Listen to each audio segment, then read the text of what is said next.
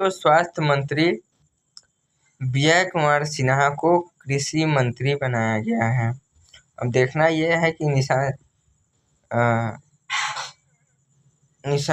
विजय कुमार सिन्हा गृह मंत्री के तौर पे, मुख्यमंत्री के तौर पे काम किया था।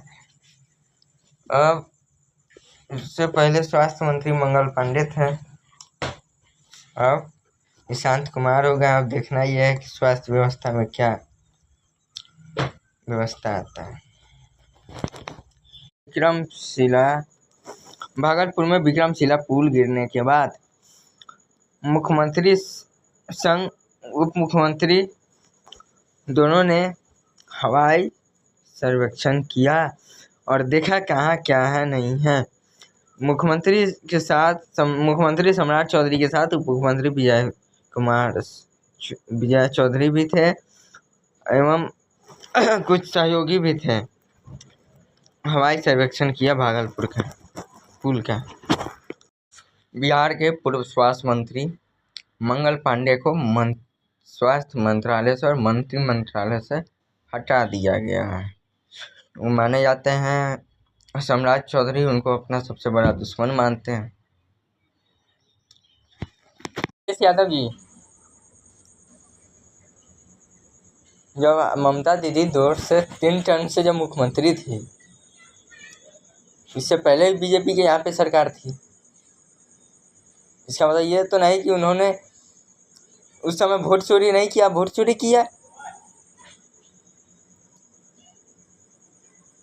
आपकी भी सरकार थी 2012-17 तक यूपी में। आपने वोट चोरी क्यों नहीं कर लिया? तो 12 में बने, उससे पहले बने, फिर 17 में बने, 17 तक रहे। जब मन जिसको मन उसको बोल दिए वोट चोरी किया, वोट चोरी किया।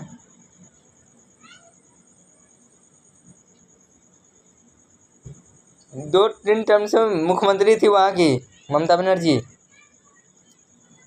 उन्होंने भी तो वोट चोरी किया होगा, इसका मतलब है।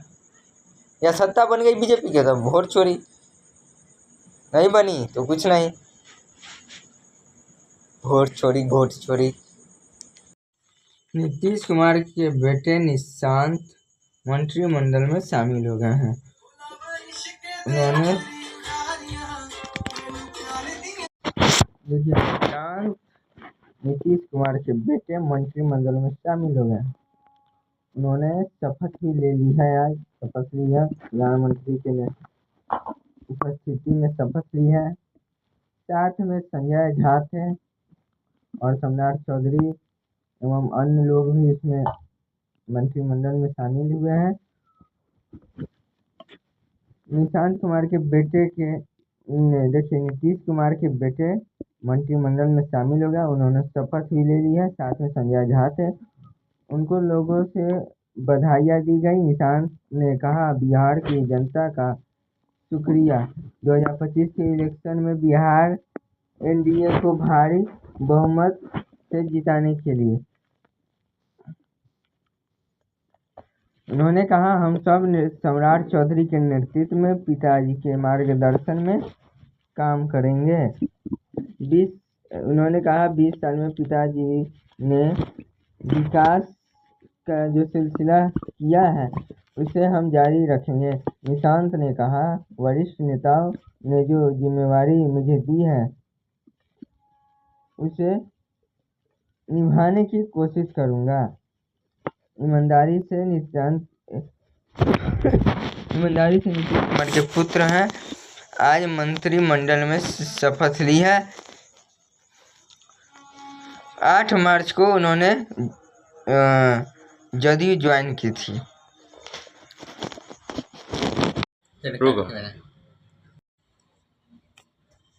बिहार में सबसे ज़्यादा अपराधी कहीं होता है तो वो 2 जिला है। वो 2 जिलों का नाम पटना और मुजफ्फरपुर खास करके लिया जाता है। माननीय मुख्यमंत्री को पहले इन 2, 4, 5 जो राज्य हैं के राज्य के जो जिले हैं उस पर ज़्यादातर कानूनी कार्रवाई करना चाहिए। और उससे भी ज़्यादा खास करके पटना में या रात को कोई व्यक्ति या दिन को ही उतरता है तो उससे पैसे लूट लिया जाता है। पटना स्टेशन पे उतरिएगा, दानापुर उतरिए, इन सब जगहों पे ज़्यादा लूट मचती है। सबसे पहले इस पे कानूनी कार्रवाई करना चाहिए। 3 लोग बड़े नेता बंगाल की धरती पर गए। नेता विपक्ष है तो बड़े तो हुए ही। तेजस्वी यादव का पाँव देखिए, सुपड़ा साफ कर दिया ममता बानू यानी कि ममता बनर्जी का। और बीजेपी के राष्ट्रीय अध्यक्ष, बिहार के भूमिपुत्र माननीय नितिन नवीन राष्ट्रीय अध्यक्ष बने और बंगाल बनाया और बंगाल को विजयी कर दिया। बीजेपी का वहाँ सरकार बन गई। बिहार में परिवारवाद का नीतीश कुमार के द्वारा जन्म हो गया। बिहार के पूर्व मुख्यमंत्री श्री नीतीश कुमार के बेटे निशांत कुमार, इन्होंने अभी तुरंत कुछ देर पहले मंत्रिमंडल में शपथ ग्रहण किया। शपथ ग्रहण के दौरान देश के माननीय यशस्वी प्रधानमंत्री श्री नरेंद्र मोदी जी वहाँ पे उपस्थित थे। साथ ही 9 मुख्यमंत्री श्री सम्राट चौधरी भी वहाँ पे उपस्थित थे। राज्यपाल सैयद अता हुसनैन वो भी वहाँ पे उपस्थित थे और साथ साथ बाकी के मंत्रिमंडल भी शामिल थे। इसमें विजय कुमार सिन्हा, निशांत कुमार, रमानी साथ जैसे विधायकों ने शपथ ग्रहण किया।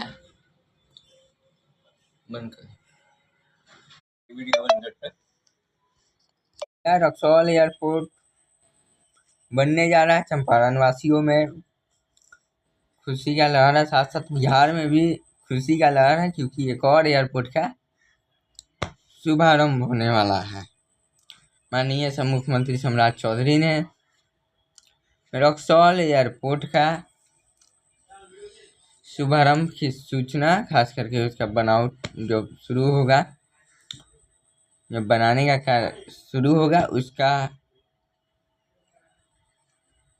अपने ट्विटर हैंडल पर उसका जारी किया। उन्होंने कहा कि ट्विटर हैंडल पर लिखते हुए कहा, रक्सौल एयरपोर्ट जल्द बनकर होगा तैयार। साथ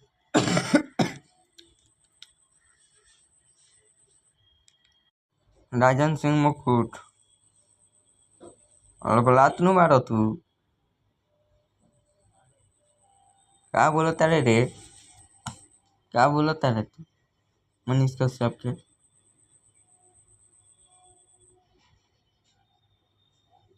भाई मारे तू ढेर डंगवाज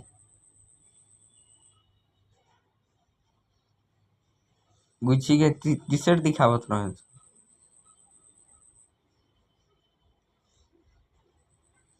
तो ऐसे पहले से नहीं बाबू यूट्यूबर वही रंगवाज के नाते। बिहार के नए मुख्यमंत्री श्री सम्राट चौधरी जी से मेरा आग्रह है कि हम लोगों को नौकरी दिया जाए,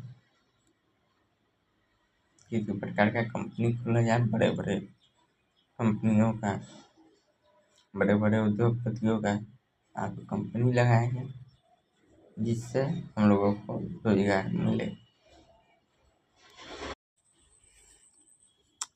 हो मनीष कश्यप, आप जो हैं दूसरे को कुछ भी बोल देते हैं। शुभेंदु अधिकारी का क्या होगा? कहीं ऐसा तो नहीं शुभेंदु अधिकारी का भी हत्या हो जाए?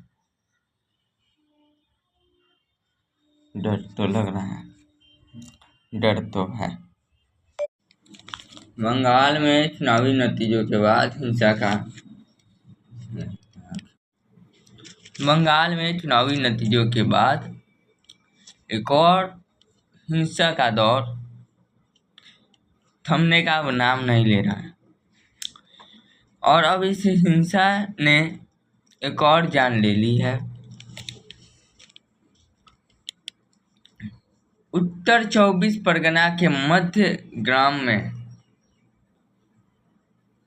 भाजपा नेता शुभेंदु अधिकारी के पीए से चंद्रनाथ रथ की गोली मारकर हत्या कर दी गई।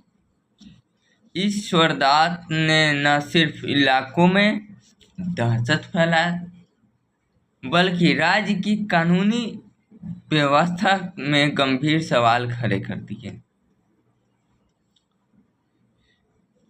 बताया जा रहा है कि बुधवार की रात चंद्रनाथ रथ अपनी कार से जा रहे थे, तभी हमलावरों ने उनका पीछा किया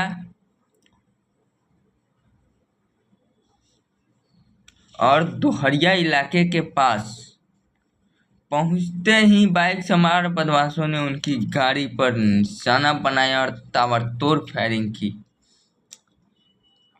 करीब 4 राउंड फायरिंग चली, गोलियां चली, जिसमें से 3 गोली शुभेंदु अधिकारी के पीए चंद्रबाबू रथ को लगी। चंद्रबाबू रथ को तुरंत निजी अस्पताल, बगल में जो अस्पताल है, निजी इलाके के अस्पताल में ले जाया गया, लेकिन तब तक बहुत देर हो चुकी थी। तब तक चंद्रनाथ रथ की मृत्यु हो चुकी थी।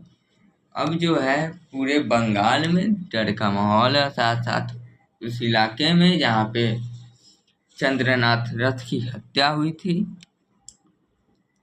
अब आगे क्या होता है देखना यही है। आगे आगे अभी बहुत कुछ होगा, लग रहा है ऐसा ही। धन्यवाद। बंगाल में चुनावी नतीजों के बाद